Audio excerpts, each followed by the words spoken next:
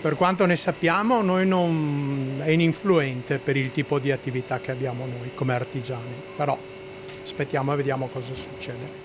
Tra incertezza e delusione, l'annunciato aumento dell'IRAP, l'imposta sulle attività produttive previsto nel bilancio regionale che sarà presentato la prossima settimana e che coinvolgerà nel territorio veneto 184.000 imprese con specifici codici Ateco, coglie di sorpresa gli esercenti trevigiani che attendono di capire se e quanto impatterà sulle loro tasche l'addizionale che Palazzo Balbi ha deciso di applicare. 14 euro l'anno in più è stato l'esempio per un bar fornito dall'assessore al bilancio Francesco Calzavara, un aggravio minimo secondo la regione e c'è chi la prende con filosofia. La cosa importante è che quando noi paghiamo le tasse, che sia IRAP o qualche altra cosa, ci sia un ritorno per la comunità. Tutto qua.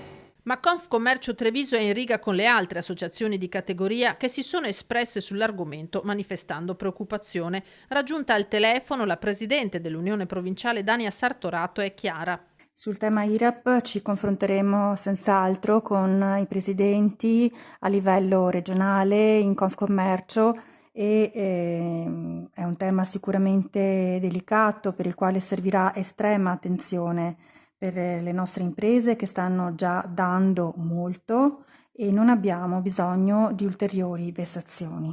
E sulla stessa linea sono la gran parte degli esercenti.